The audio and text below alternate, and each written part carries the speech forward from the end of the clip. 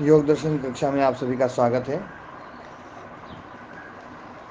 अभी जो विषय चल रहा था विभूतिपाद में, पहले 3 अंतरंग साधनों के बारे में चर्चा करी, धारणा, ध्यान, समाधि।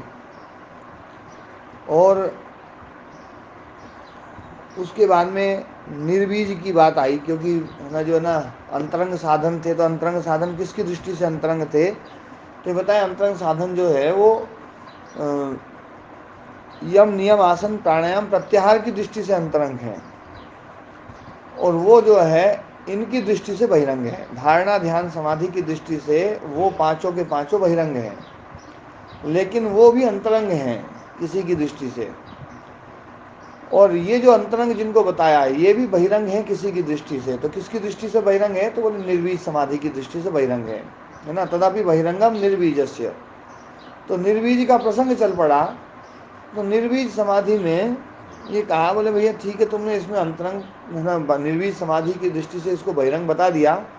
तो निर्बीज समाधि में जब ये चित्त बिल्कुल मतलब वृत्ति शून्य हो जाता है, तो वहाँ पर कुछ परिणाम रहता है या नहीं रहता है, या अपरिणामी रह जाता है।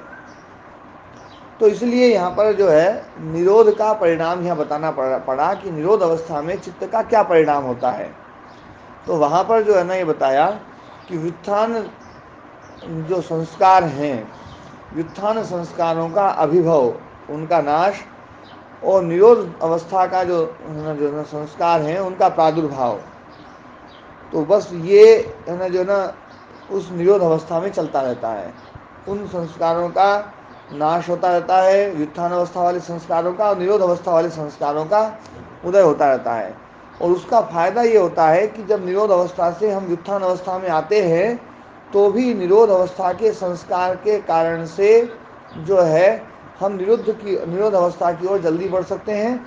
और उस अवस्था में, व्युत्थान अवस्था में रहते हुए भी व्युत्थान के संस्कार प्रबल नहीं रहेंगे, निरोध के संस्कार प्रबल रहेंगे। ये उसका लाभ मिल जाता है। दूसरी बात जो है उसमें निरोध संस्कार के बाद में ये कहा है कि ये समाधि परिणाम फिर क्या है। तो बोले समाधि परिणाम जो है, व्युत्थान अवस्था में जो वृत्तियां हैं, जो सर्वार्थ अवस्था में जो वृत्तियां, सर्वार्थता वृत्ति जो है, जो क्षिप्त मूड विक्षिप्त अवस्थाओं में जो वृत्तियां उठती हैं, उन वृत्तियों का क्षय और एकाग्रता वृत्ति का उदय, ये समाधि परिणाम है। तो समाधि परिणाम ये है। तो फिर जो है एकाग्रता परिणाम क्या है, तो एकाग्रता परिणाम ये है कि जब एकाग्रता वृत्ति का उदय हो गया, तो एकाग्रता वृत्ति का उदय होने पर एकाग्र वृत्ति में जो वृत्ति चल रही थी, उसी वृत्ति का ना जो है क्षय, और उसी वृत्ति का फिर उदय। इसी को कहा गया तुल्य प्रत्यय। तुल्य प्रत्यय मतलब तुल्य वृत्ति, प्रत्यय शब्द वृत्ति अर्थ में है, तो तुल्य प्रत्यय। तो क्षय है ना, शांतोदित तुल्य प्रत्यय। तुल्य प्रत्यय मतलब तुल्य वृत्तियां ही जो है उसी का क्षय और फिर उसी का उदय। क्योंकि जिसका क्षय हो रहा है वही तो उदय नहीं हो रही है, उदय तो दूसरी हो रही है, लेकिन वो बिल्कुल तुल्य है। इसलिए यहाँ पर तुल्य प्रत्यय दो मतलब द्विवचन लगाना पड़ा। तो तुल्य प्रत्यय शांतोदित चित्त से एकाग्रता परिणाम है, ये चित्त का एकाग्रता परिणाम है। अब यहाँ पर ये थोड़ा सा अपन इसकी चर्चा करते हैं, है ना। समाहित चित्तस्य, ये सर्वार्थता एकाग्रता क्षय चित्त से समाधि परिणाम है, ये बिल्कुल एकदम स्पष्ट हो गया होगा। अब ये 12वां सूत्र जो है वो हम पढ़ते हैं। समाहित चित्तस्य पूर्व प्रत्यय शांतः, समाहित जो चित्त है उसका पूर्व प्रत्यय, पूर्व वृत्ति शांत हुई। उत्तर उत्तर वृत्ति तत्सदृशा उदिता, तत्सदृश जो वृत्ति है उसका उदय हुआ। जो पूर्व वृत्ति है वो शांत हुई, और उसके समान ही तत्सदृशा उत्तर उत्तर वृत्ति जो है आगे अगली वाली जो वृत्ति है वो उदय हुई। समाधि चित्तम उभयो अनुगतम, समाधि चित्त जो है वो दोनों में ही अनुगत है। जो पूर्व वृत्ति जो शांत हुई है उसमें भी अनुगत था, और उत्तर जो तत्सदृश जो है उसमें भी अनुगत, मतलब एक ही वृत्ति में वो समाधि चित्त अनुगत है। पुनः तथैव, फिर वैसे के वैसे ही पुनः तथैव मतलब दोनों वृत्तियां फिर वैसी की वैसी, जो तुल्य प्रत्यय है वही शांत होगी, वही उदित होगी। तो पुनः तथैव असमाधि भ्रेषादिति, जब तक समाधि भंग न हो तब तक ये प्रोसेस चलती रहेगी। समाधि भंग न हो जब तक, तब तक यही प्रोसेस चलती रहेगी कि वही तुल्य वृत्ति जो है वही शांत हो रही है, और उसी के समान दूसरी वृत्ति का उदय, फिर वो शांत होगी, फिर उसी के समान तुल्य वृत्ति का उदय, फिर वो शांत होगी, फिर तुल्य वृत्ति का उदय, और ये परंपरा चलेगी जब तक समाधि भंग नहीं होगी। ये ही एकाग्रता परिणाम है ना। नहीं, ये एकाग्रता परिणाम इस, हाँ वृत्ति चल रही है इसमें, इसमें वृत्ति है। हाँ जी दयाराम जी। प्रणाम। हाँ प्रणाम जी। महाराज जी, यहाँ समाधि और एकाग्रता में कुछ विशेष भेद नजर नहीं आ रहा। हाँ, समाधि और एकाग्रता में भेद नजर नहीं आ रहा है, लेकिन समाधि का जो परिणाम है वो एकाग्रता है, और एकाग्रता का परिणाम है उस एकाग्रता को बनाए रखना जी है मतलब ना। पहले समाधि एकाग्रता से पहले की स्थिति है। समाधि एकाग्रता समाधि से पहले की स्थिति जो ना हम कह सकते हैं, लेकिन एकाग्रता समाधि के बाद में बना करके रखना ये ज्यादा महत्वपूर्ण है। मतलब एक बात स्पष्ट नहीं हो रही कि हाँ समाधि पूर्व अवस्था का नाम है और एकाग्रता उत्तर अवस्था का नाम है, ऐसा लग रहा है। हाँ, ये जो ना एकाग्रता जो है ना समाधि के बाद में एकाग्रता बना करके रखना है, ये यहाँ पर ये कहना चाह रहे हैं। जी महाराज जी, समाधि के बाद एकाग्रता नहीं बना पाते, हम दूसरा काम करने लग जाते हैं, ये मेरी समस्या बता रहा हूँ।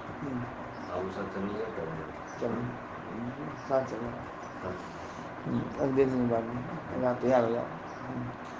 हाँ जी महाराज जी, समाधि है ना, हाँ तैयार उसके हो, बाद वो एकाग्रता नहीं बना बना के रख पाता, मैं वो दूसरे काम में लग जाता हूँ, ये मेरी समस्या है।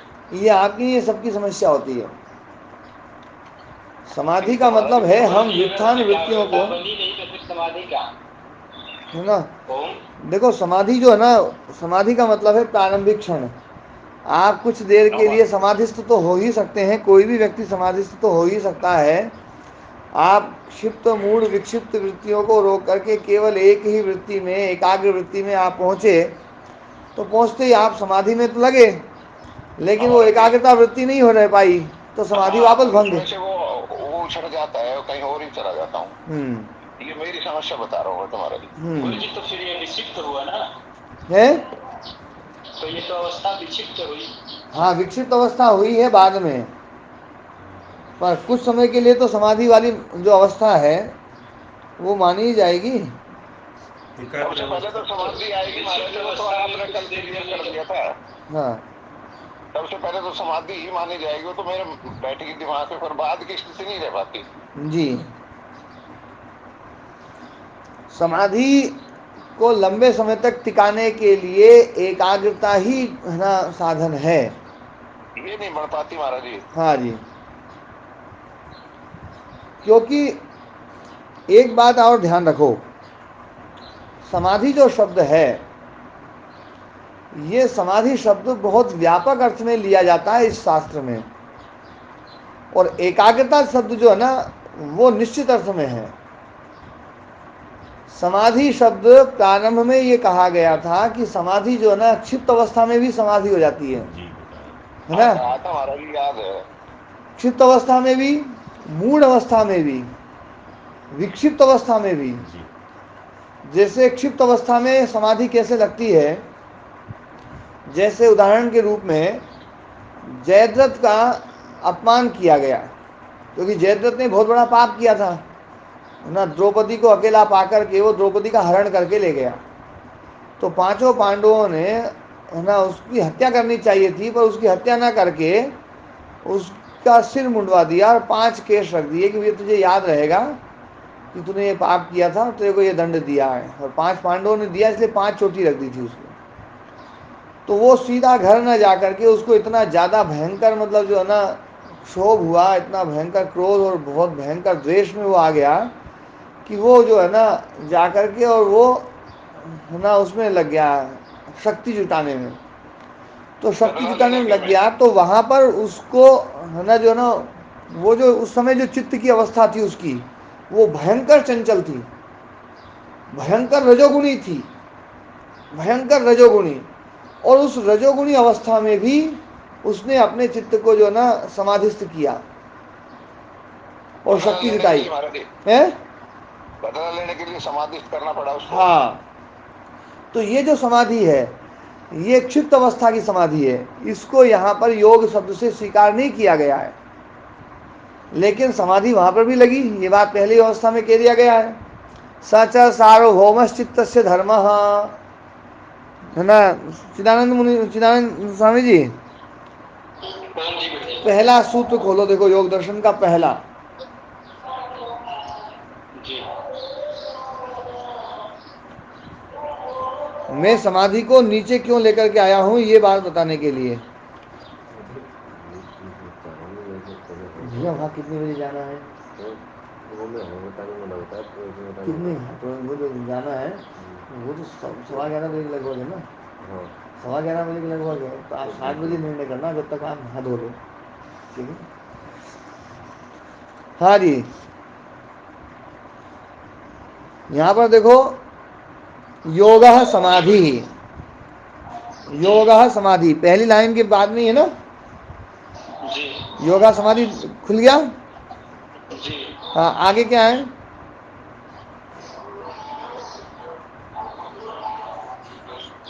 आगे पढ़ो। हाँ, योग है समाधि, सबसे शुरू में है जी ये। यदि आप है ना जाना चाहें तो एक बार शुरू में, हाँ हाँ, सबसे शुरू में देखो।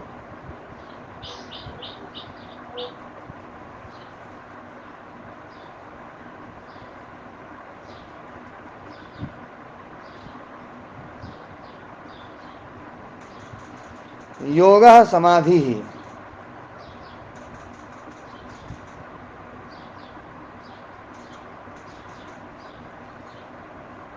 है ना, शुरू में सूत्र होंगे, सूत्र के बाद में देखो योग दर्शन शुरू होगा।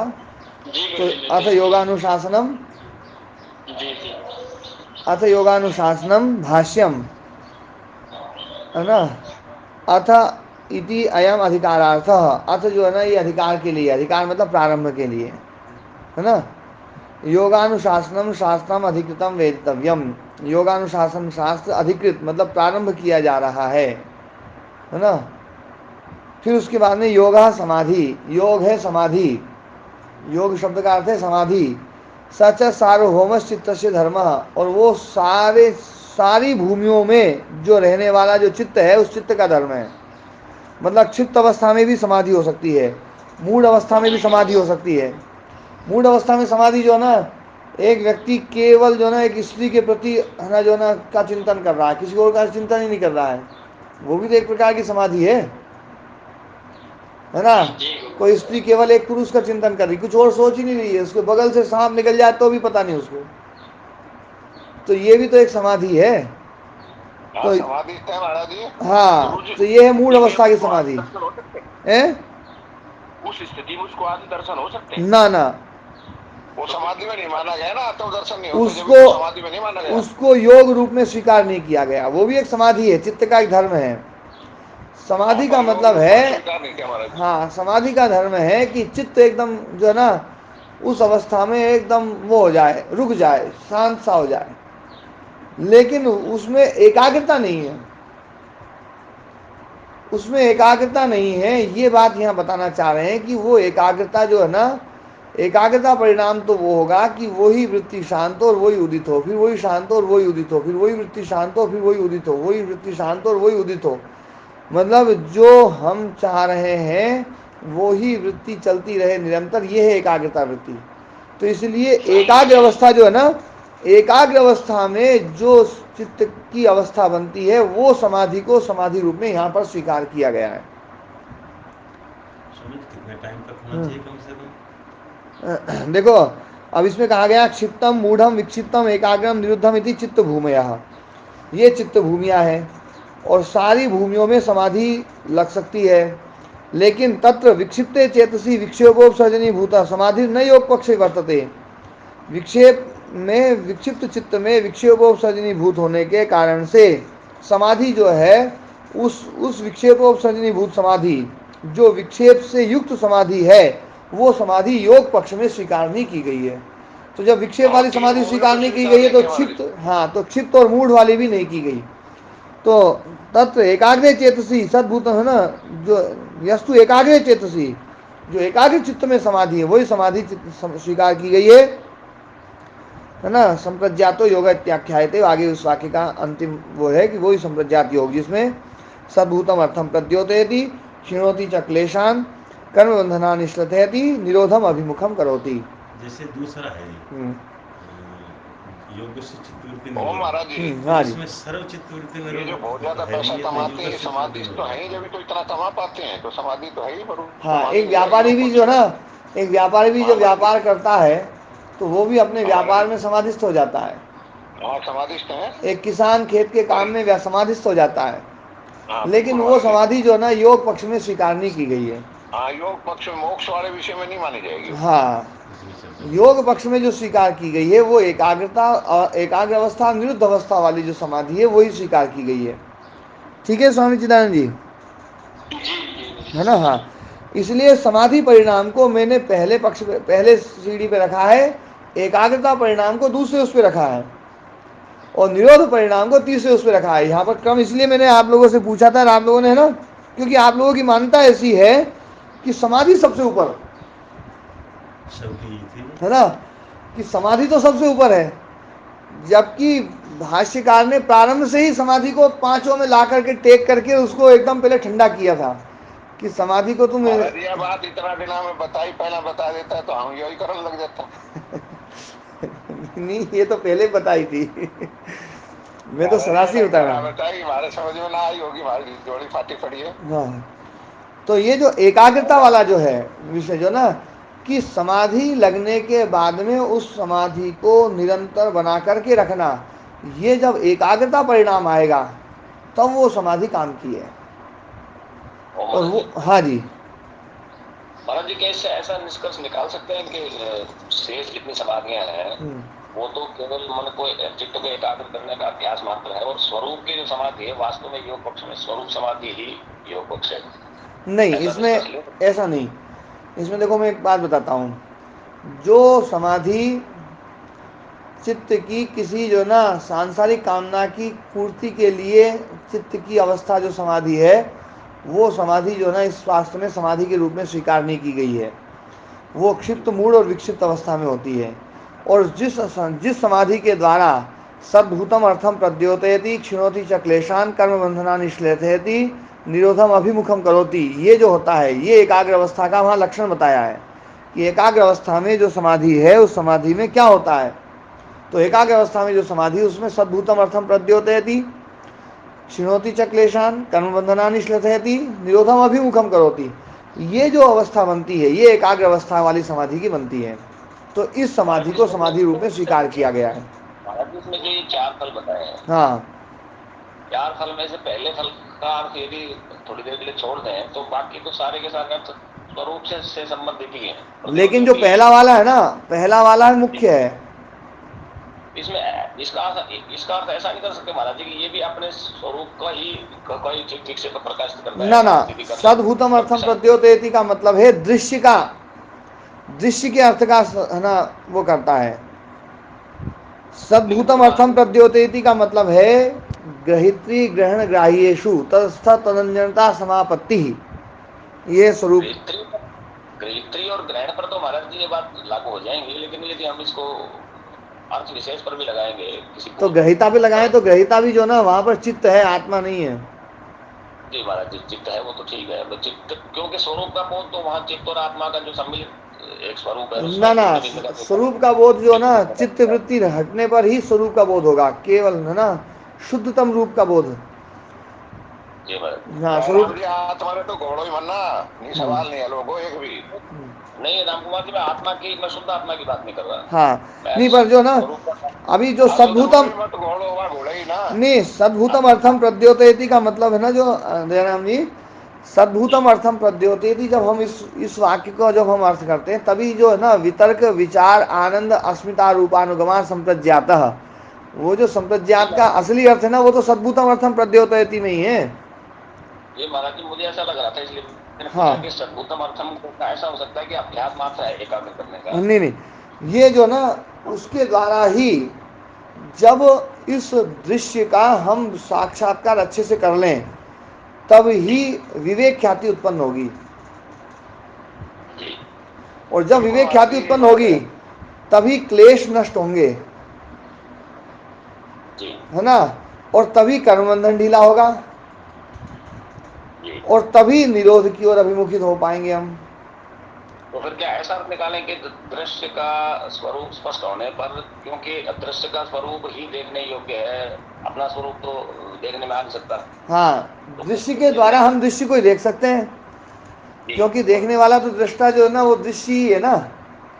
जी महाराज जी। तो दृश्य के द्वारा दृश्य को समझने पर फिर ये लगेगा कि ये जो मेरा अपना स्वरूप है, ये तो ये केवल दृश्य मात्र तो नहीं है। विवेक ख्याति का फिर ऐसा करें कि इसके अतिरिक्त में अपना चैतन्य स्वरूप है, वो उसका भी कुछ बोध होगा। हाँ, उसका बोध जो ना वो सारा बोध हो जाएगा। जो रिफ्लेक्शन वाली जो बात थी ना, एक नए साधक मेरे सामने बैठे हुए हैं, इसलिए रिफ्लेक्शन की बात मैं थोड़ा सा समझाता हूँ। चित्त है शीशा और चित्त शीशा है और आत्म तत्व जो है ना वो बिंब है। बिंब का प्रतिबिंब शीशे में पड़ता है। जैसे शीशे के सामने घड़ा रख दिया या शीशे के सामने घोड़ा रख दिया, तो एक घोड़ा तो बाहर है और एक घोड़ा अंदर है, शीशे में है। शीशा की यदि फ्रेम ना हो, शीशे की कोई फ्रेम ना हो और शीशे की कहीं समाप्ति ना हो, तो हमें ये भेद करने में दिक्कत हो जाएगी कि असली वाला घोड़ा कौन सा है, नकली वाला घोड़ा कौन सा है। ये बिल्कुल हकीकत बात है। हम जो है ना, बिंब कौन है और प्रतिबिंब कौन है, ये हम तब देखते हैं जब हमें शीशा का और छोर दिखाई दे जाता है कि भैया अच्छा इतनी दूर तक शीशा, फिर उसके बाद तो यार बिंब, अरे ये बिंब है और ये प्रतिबिंब है, हमने को ये पता चल जाता है भैया शीशा इतना। लेकिन यदि आप एक कल्पना करो कि ऐसा शीशा हो जिसका कोई और छोर ना हो, आपकी दृष्टि से यूं तो और छोर हो सकता है, पर जहां तक आपकी नजर जा रही वहां तक शीशा हो और उसके बाद में दो घड़े रखे हुए हैं, एक असली और एक नकली, और आपको तो आप ये नहीं कह सकते कि वो दूसरा वाला नकली है। क्यों जी दयाराम जी, नरेश जी? हमें शीशे की सीमा का पता है, इसलिए हम अलग अलग देख पा रहे हैं। हाँ, शीशे की सीमा का जब पता चल जाता है तब हम ये कहते हैं ये प्रतिबिंब है। नहीं तो प्रतिबिंब जो ना, जी नरेश जी? गुरुजी मैं तो दयाराम जी के पक्ष में खड़ा हूँ। हाँ दयाराम जी, वही तो बात मैंने बोली है। पर गुरुजी मैं यूँ कह रहा हूँ, हाँ, जब दृष्टि का पता तब लगेगा जब दृष्टा का पता लगेगा ना। अभी मैं पहले एक बार इस बात को थोड़ा समझा जाए कि जो है शीशा जो है, शीशे का और छोर नहीं है, तो शीशे में प्रतिबिंब है ये बोध नहीं होता है। शीशा में जो प्रतिबिंब है वो बिंब स्थानीय लगता है, ऐसा लगता है कि वही बिंब है, असली बिंब वही है। शीशे की जो लिमिटेशन वाली बात है तो आपने आज नई बात बताई, आज तक कहीं नहीं बताया। हाँ, तो एकदम से मतलब चमत्कारिक जैसी बात लग रही है। तो शीशा जो है ना वो जब शीशे की बाउंड्री का हमें पता नहीं है, शीशे की फ्रेम का हमें नहीं पता है, केवल प्योर शीशे का पता है, तो उसमें जो प्रतिबिंब होगा वो प्रतिबिंब केवल बिंब जैसा दिखाई देगा। और वो जो बिंब जैसा दिखाई देता है वो आत्म तत्व जो है ना, जब चित्त शीशे की जगह पर है और शीशे उस चित्त में आत्मा प्रतिबिंबित हो रहा है, लेकिन वो प्रतिबिंबित हमें तब महसूस होता है जब चित्त की हमें सीमा का पता चल जाए, चित्त का स्वरूप का बोध हो जाए, तो हमें पता चलेगा कि ये चित्त में जो आत्मा दिखाई दे रही थी ये तो प्रतिबिंबित थी। लेकिन जब तक चित्त का बोध नहीं होगा तब तक हमें प्रतिबिंब बिल्कुल बिंब जैसा लगेगा, प्रतिबिंब बिल्कुल बिंब जैसा लगेगा। और ये बात भी पता करने की है, ये भी बात बिल्कुल महत्वपूर्ण है यहाँ पर, ये बात मैं बता दूं, क्योंकि शीशे में जो प्रतिबिंब हो रहा है वो शीशे के पीछे का जो पेंट है उसके कारण से हो रहा है ना। वो अविद्या है, चित्त की अविद्या। अविद्या के कारण से चित्त में आत्मा का प्रतिबिंब पड़ रहा है और प्रतिबिंब पड़ रहा है, वो प्रतिबिंब बिल्कुल बिंब जैसा पड़ रहा है और उस बिंब के कारण से चित्त अपने आप को चेतन मानता है। और चित्त अपने आप को चेतन मान करके सारे काम करता है। लेकिन जैसे जैसे हम पंच महाभूतों पर है ना जो है अपने मन को एकाग्र करते हैं, और पंच महाभूतों का सद्भूतम अर्थम प्रद्योतेति जो कहा गया ना कि पंच महाभूतों का हम है ना स्वरूप का बोध करते हैं, ये है वितर्क संप्रज्ञात समाधि। फिर उसके बाद में हम सूक्ष्म भूतों का बोध करते हैं, ये विचार संप्रज्ञात समाधि। देखो चित्त को हम एकदम सीधा चित्त पे ला के जाकर के टेक लें तो बात नहीं बनेगी, एक एक करके करके करके हम जो है आगे बढ़ेंगे। फिर उसके बाद में इंद्रियों का हम साक्षात्कार करेंगे, ये है विचार संप्रज्ञात समाधि। फिर उसके बाद में हम चित्त का स्वरूप का बोध होगा, ये है अस्मिता रूप संप्रज्ञात समाधि। जब ये पता चल जाएगा तो हमें पता चलेगा अच्छा ये शीशा है, और जब शीशे की बाउंड्री का पता चल जाता है तो फिर पता चलता है कि हमने शीशे में जो है ना ये बिंब को प्रतिबिंब को बिंब मान रखा था। ये अवस्था फिर समाधि के बाद जब हम आत्म प्रकाश की तरफ चलते हैं, हाँ उस समय होगी। हाँ जी, या तो समाधि की तरफ चलते हैं तब भी वो ना कंफ्यूज होते हैं। जी जी, तो ये संप्रज्ञात समाधि की प्रोसेस है, ये संप्रज्ञात समाधि की प्रोसेस है। धीरे धीरे हमें आगे बढ़ना पड़ेगा। चित्त को है ना जो ना चित्त जो है ना जो कहा गया ना कि चित्त बहुत घूमा है, वो बड़ा है, बहुत है ना बहुत ही विशाल है। और वो जो है ना पर वो कितना ही विशाल हो वो अनंत नहीं है ना। तो चित्त अनंत नहीं है, तो चित्त का बोध हो सकता है, और चित्त का बोध हुआ तो पता चल जाएगा भैया शीशे की बाउंड्री का पता चल जाएगा। तो उस शीशे में जितनी भी चीज़ें दिखाई दे रही थी वो पता चल जाएगा कि ये तो प्रतिबिंबित हैं जिसको हमने बिंब मान रखा है। और जब ये पता चल जाएगा तो हमें अविद्या का बोध हो जाएगा। अभी तक अविद्या का बोध नहीं है। जो चेतन को हम जड़ को चेतन माने बैठे हैं, ये अविद्या का ही तो स्वरूप है कि जड़ को चेतन, चेतन मतलब जो है ना जड़ को चेतन मानना है ना, नित्य को अनित्य को नित्य मानना, अपवित्र को पवित्र मानना, सुखदायी दुखदायी को सुखदायी मानना, तो अनात्म को आत्मा मानना। तो ये जो अविद्या है ये तब पता चलेगी हमें जब ये है ना जब हम है ना हाँ प्रतिबिंब का बोध होगा। और प्रतिबिंब का बोध तब होगा जब हम है ना वितर्क विचार आनंद रूप है ना क्रम से सीढ़ियों से चढ़ते हुए जब हम अस्मिता रूप संप्रज्ञात समाधि में पहुंचेंगे तब हमें चित्त की बाउंड्री का बोध होगा। वितर्कों को हम यम नियम से काट सकते हैं। हाँ वितर्क को यम नियम से काटेंगे, पर वितर्क यहाँ पर ये जो चीज है ना ये है क्लेश, ये तो क्लेश हो गए। हाँ बाकी वितर्क तो यम नियम के आधार से हाँ जो होते हैं जी, अब कोई और रास्ता है नहीं वितर्क यम नियम के उससे है ना। और प्रतिपक्ष भावना, प्रतिपक्ष भावना सबसे प्रबल। तो ये जो सद्भूतम अर्थम प्रद्योतेति जो कहा ना दयाराम जी, ये संप्रज्ञात समाधि की सबसे विशेष है ना चीज है ये। और ये जो क्षिणोति च क्लेशान कर्म बंधनानि श्रथयति निरोधम अभिमुखम करोति, ये उसके परिणाम है है ना। सद्भूतम अर्थ में तो ऐसा ले लेंगे जो स्थूल भूत आदि है। हाँ नहीं स्थूल भूत नहीं, पूरा दृश्य, पूरा दृश्य। हाँ पूरा जो दृश्य है ना वो दृश्य जो है उस दृश्य के लिए यहाँ पर सद्भूत अर्थ कहा है। सद्भूतम अर्थम प्रद्योति, सद्भूत अर्थ जो है ना जो अभी है वर्तमान है जो सत। देखो यहाँ पर सत का अर्थ क्या है ना, सद्भूतम सत का अर्थ क्या है? सत का अर्थ तो मैं आपने चित्त होना चाहिए महाराज जी, चित्त दृश्य का पूरा स्वरूप। नहीं सत का मैंने विशेष अर्थ बताया था, आप लोग भूल गए। कोई बता दे तो गजब हो जाएगा मामला। चित्त होना चाहिए या व्यक्त वाला होना चाहिए? ना ना देखो सत का एक अर्थ तो आत्म तत्व था, वो सत शब्द अलग अर्थ में था। मैंने दूसरा सत शब्द बताया था जो भोग अपवर्ग में समर्थ है, भोग अपवर्ग देने में समर्थ है, वो है सत, और उसी की सत्ता है। आत्मा बताया था। आप लोग जो है ना दूसरे पाद का खोलिए एक बार। दूसरे पाद में जो है ना 18वें सूत्र पे शायद ये बात आई थी,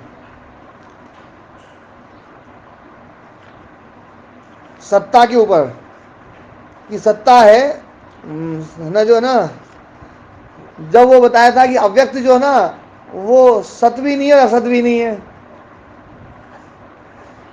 आई थी, याद आ रही?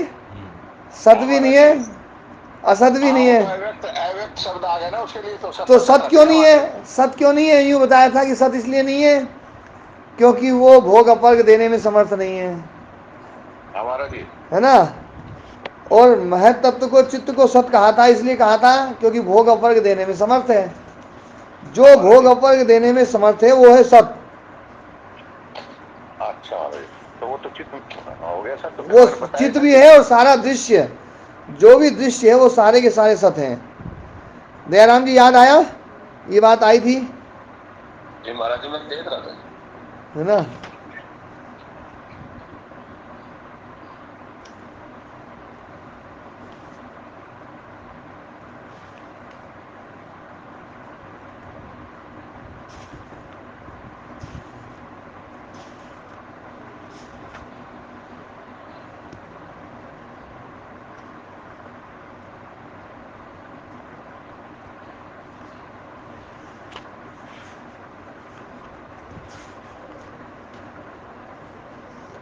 जो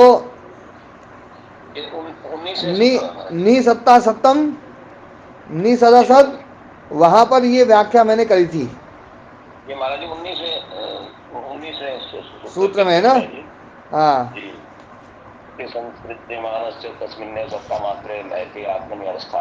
हाँ। तो ये सत्ता शब्द जो है ना, सत्ता शब्द में सत शब्द समझाया था मैंने। सत क्या है? भोग अपर्ग में जो समर्थ है। आप उसमें देखिए भली, है ना, तत्वशादी देखेंगे आप, है ना, या भोजवृत्ति देखिएगा या भास्वती को देखेंगे, वहां सत शब्द का अर्थ दिया गया है। बिल्कुल जो मैंने कहा ना, भोग अपर्ग में जो समर्थ है वो है सत, और तस्य भाव सत्ता या सत्वम। ये सारे संसार को सत्व इसलिए बोलते हैं क्योंकि भोग अपर्ग में समर्थ है। भोग मतलब, है ना, जो है ना, हमारे कर्मों के जो फल है, जो है ना, उसको भोग, और अपवर्ग मुक्ति। मुक्ति को देने में समर्थ ये संसार ही है। ये चित्त और सब इंद्रियां, ये सब यही अपवर्ग देने में समर्थ हैं, और ये भोग में भी समर्थ हैं। जो हम भोग रहे हैं, ये 23 तत्व नहीं आगे बोलते। हाँ, 23 तत्व सारे के सारे सत हैं। तो ये सब भूतम अर्थम प्रद्योतयति। अब इस है ना दयाराम जी, अब उसको समझो। सद्भूतम अर्थम प्रद्योतयति। सद्भूत अर्थ जो भोग अपर्ग में जो समर्थ है, उन सारे, वो सारे तत्व कौन, कितने हैं? वो 23 तत्व हैं। महत प्रकृति तो है नहीं, जो मूल प्रकृति है वो तो भोग अपर्ग में समर्थ नहीं है। अव्यक्त को छोड़ के सारा। हाँ, अव्यक्त को छोड़ के सारा। अव्यक्त जो है ना, अव्यक्त ना तो भोग दे सकती है ना अपर्ग दे सकती है। भोग अपर्ग दे सकता है तो चित्त दे सकता है, मन दे सकता है, अहंकार दे सकता है, इंद्रियां दे सकती है, पंच महाभूत दे सकते हैं, सूक्ष्म महाभूत दे सकते हैं। ये ही भोग अपर्ग में समर्थ है। अव्यक्त का प्रयोजन नहीं है, दृश्य का प्रयोजन है। भोग अपर्गार्थम दृश्यम, भोग अपर्ग के लिए है दृश्य। तो भोग अपर्गार्थम दृश्यम, तो दृश्य सत हो गया, दृश्य हो गया सत। ठीक है ना।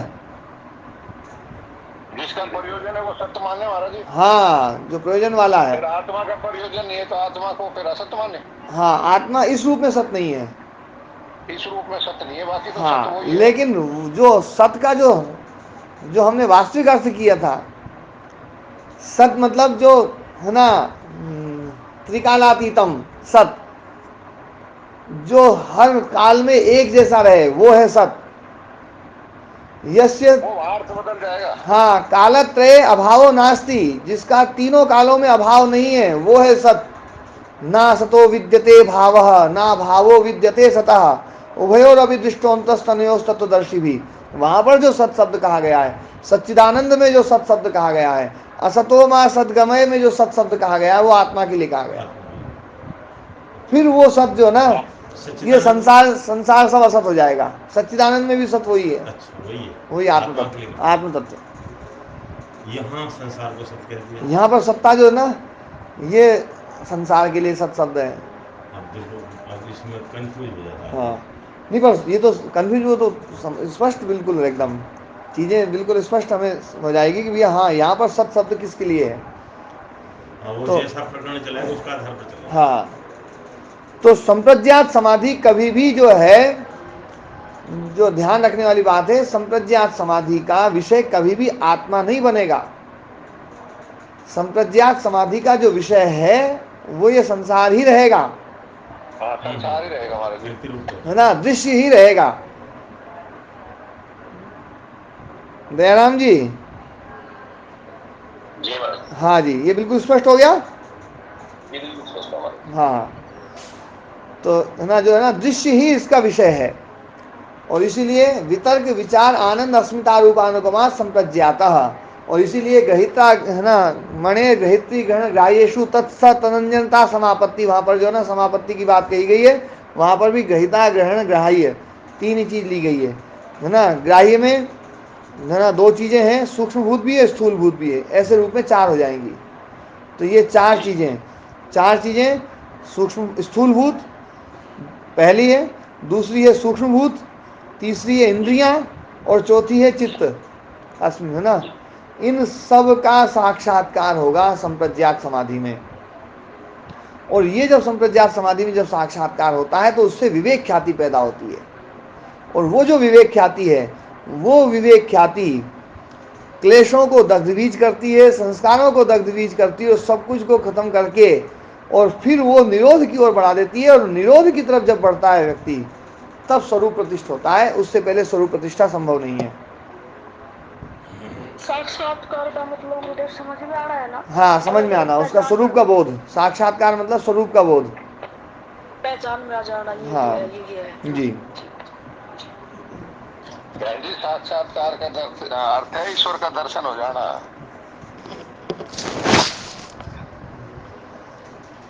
तो हाँ, ये मजाक कर रहे हैं। हमारे साथ गीता वाला भी है, लाला नथुराम जी। हाँ, ईश्वर आएगा करके जाएगा, सब क्यों ठीक नहीं, ईश्वर प्रणिधान तो देखो बहुत आवश्यक है। कुमार जी, हाँ, महाराज जी पलटी बना मारो, नहीं पलटी तो मारता ही नहीं हूँ मैं। तो वहां से एक जाएगो, एक मार कर एक माली के भाव गाओगा ना। देखो क्या है, संप्रज्ञात समाधि जो है, संप्रज्ञात समाधि का विषय तो ये 23 तत्व ही है। इसको तो कोई भी चैलेंज नहीं कर सकता। संप्रज्ञात समाधि का जो विषय है ये 23 तत्व हैं। इन 23 तत्वों को समझे बिना ना तो कोई ईश्वर को समझ सकता है, ना कोई आत्मा को समझ सकता है, संभव ही नहीं है। और संप्रज्ञात समाधि के बाद में विवेक ख्याति पैदा होगी, है ना। ईश्वर प्रणिधान इन सबका साधन है।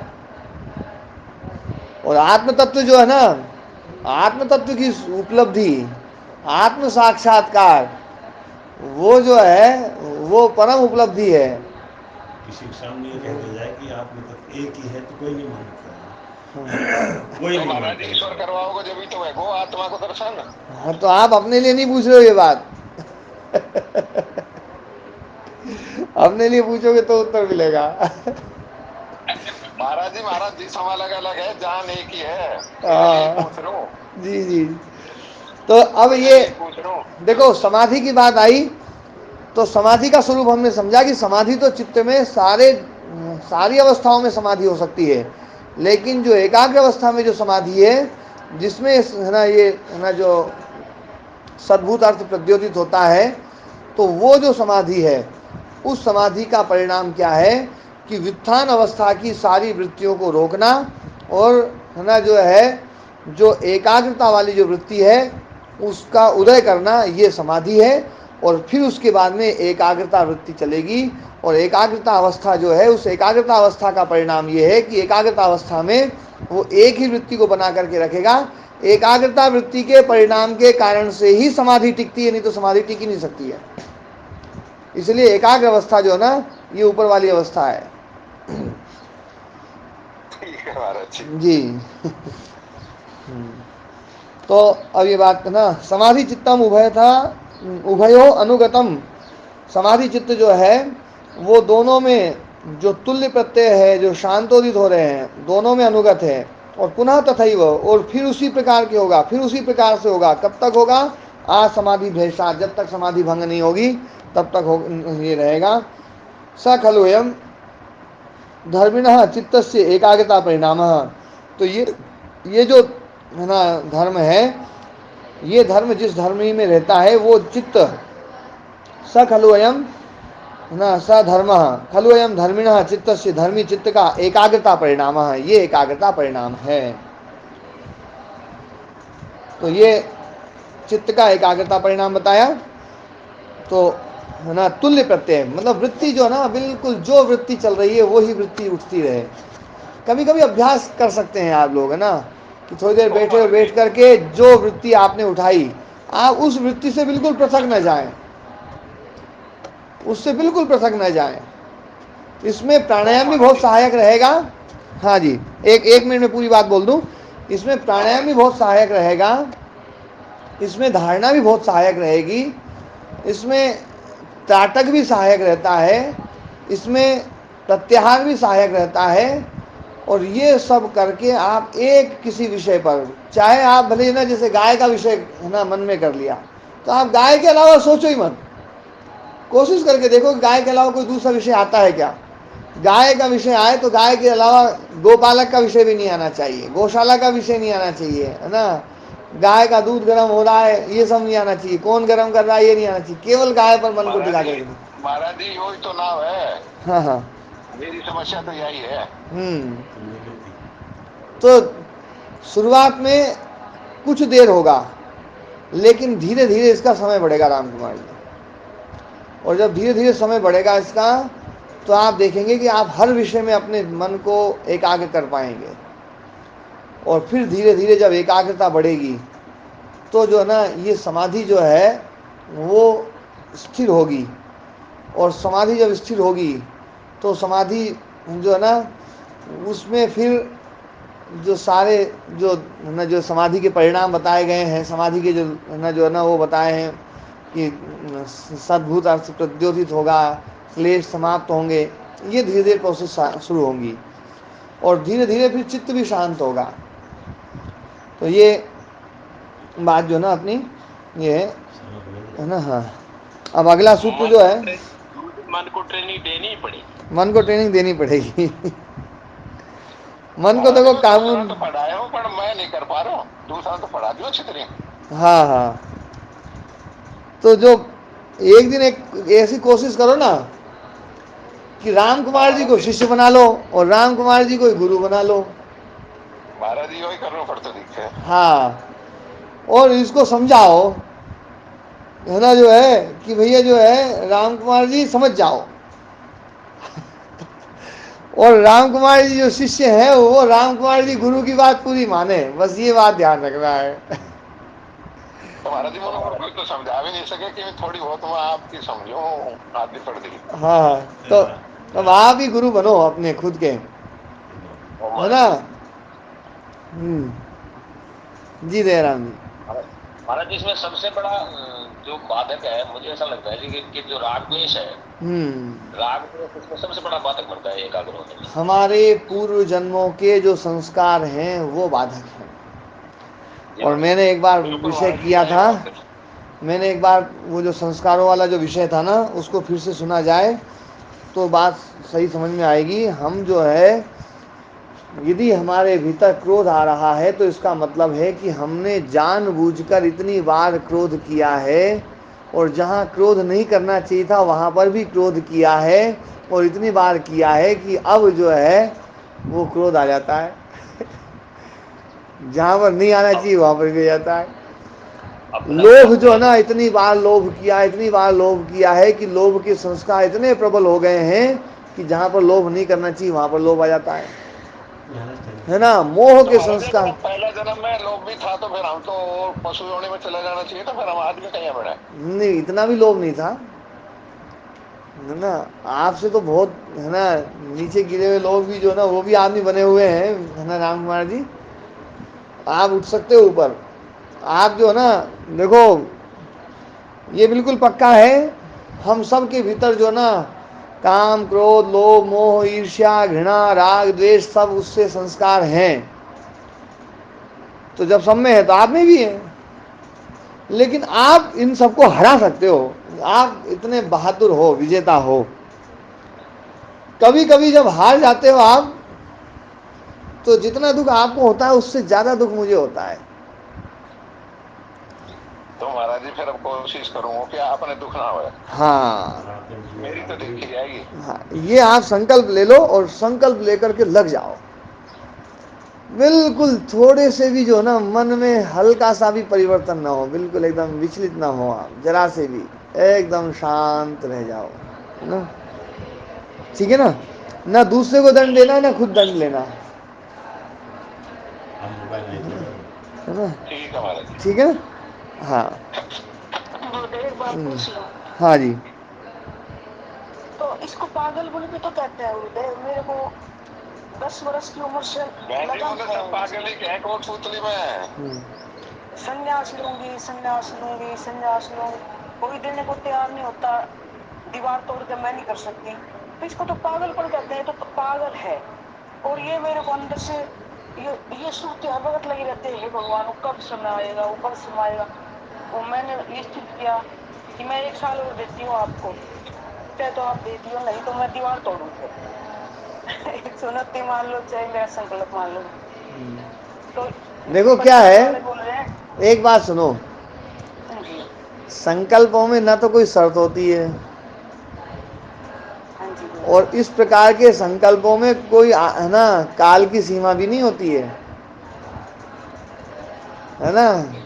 आपकी पात्रता जो है ना, आपकी पात्रता ही आपको जो है ना आपके भीतर संन्यास को स्थापित करेगी। और मैं तो देखो बिल्कुल ये पक्का मानने वाला आदमी हूँ, ये बात बोलता हूँ, संन्यास ना तो लेने की चीज़ है और ना संन्यास देने की चीज़ है। संन्यास तो भीतर की चीज़ है ना। मन को समझाने के लिए, अपने मन को समझाने के लिए बोल रहे हैं, समाज तो मन को ऐसे ही समझा लो ना कि गुरुजी ने मुझे संन्यास दे ही दिया, बस मन समझ गया। मैं परिवार को बोला है गुरुदेव, आपसे नहीं बोली, मैंने परिवार को दिया 1 वर्ष। अच्छा, मेरे को तो नहीं दिया ना, मेरे को तो पकड़ दिया। चलो ठीक है, बस बस इतना बहुत है जरा। पर बाकी जो है एक कहानी सुनाता हूँ। एक कोई व्यक्ति साधना में लगा हुआ था, समाधि में। नारद जी आ गए उधर से। तो नारद जी आ गए, तो नारद जी जो है वहां से आए, तो वो भगत जो है ना, वो है ना जो था वो बैठा हुआ, उसने देखा नारद जी को। नारद जी कहाँ जा रहे हो? बोले भगवान के पास। तो बोले भगवान के पास आए तो भगवान से पूछ लेना, मैं समाधि लगा रहा हूँ, कब तक मिलोगे, कब तक दर्शन होगा, है ना।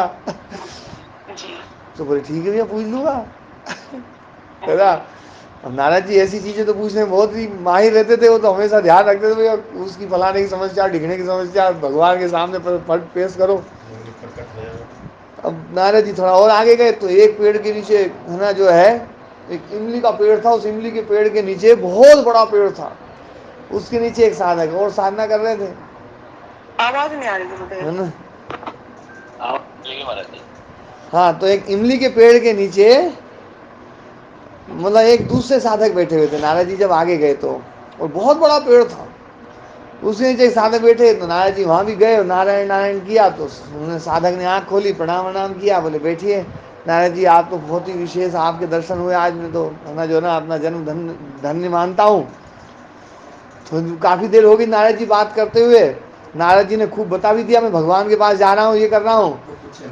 तभी वो कुछ बोले नहीं। नारद जी ने कहा, बोले यार कुछ भगवान से पूछना नहीं क्या?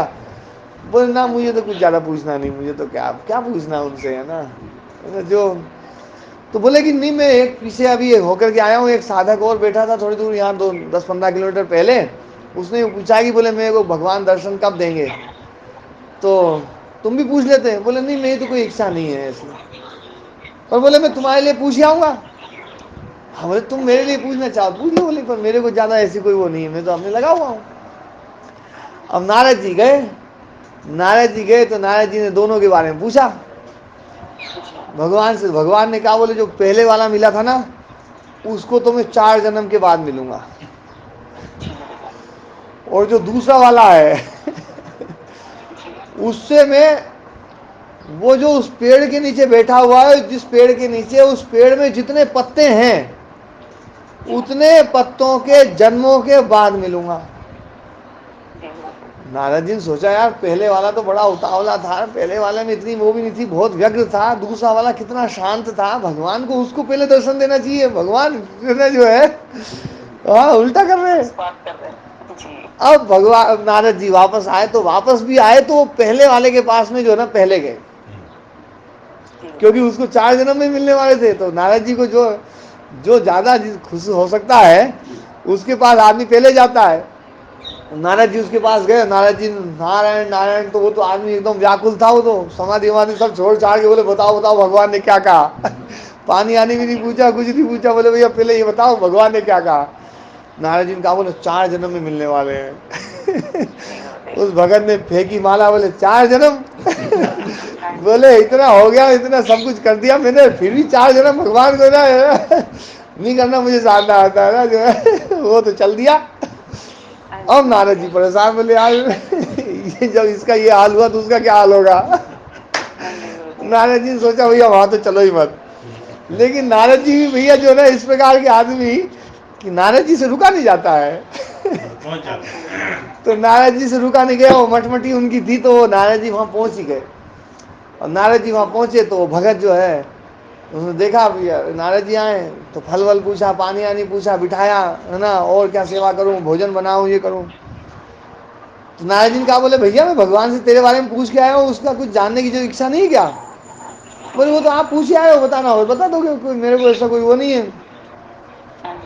तो नारद जी ने कहा बोले भैया जो है ना मैं पूछ के आया हूँ, भगवान ने ये कहा है कि इस पेड़ में जितने पत्ते हैं उतने जन्मों के बाद जो है ना भगवान दर्शन देंगे। तो वो तो सब भोजन वोजन सब भूल भाल गया और वो तो नाचने लगा, बोले प्रभु दर्शन देंगे, मेरे जैसे अभागे को भगवान दर्शन देंगे, और इतने से जन्म, न जाने कितने जन्म मैंने भोग लिए हैं, ये पेड़ के पत्ते तो जरा से गिनती के हैं, ये तो यूं जाए और यूं गए, मेरे जन्म तो ये खत्म होने वाले हैं बस ना, और भगवान दर्शन देंगे। ओहो गदगद हो गया, भगवान मेरे बारे में सोच रहे हैं। और वो तो नाचने लगा, और नाचने लगा, जैसे नाचा और वो पेड़ के पत्ते जैसे गिरने लगे, धनाधन धनाधन, उस पेड़ में पत्ते ही नहीं बचे और भगवान वहीं प्रकट हो गए। तो है ना, तो आप जो ना ये कहानी मैंने आपके लिए सुनाई, वो एक काल का समय, 1 साल का समय रख दिया आपने, और 1 साल में कुछ नहीं हुआ, तो फिर आप जो ना माला वाला सब फेंक फाक करके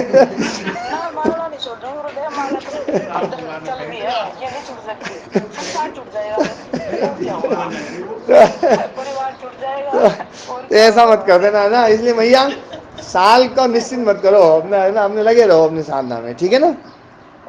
हाँ जी, ओम जी ओम।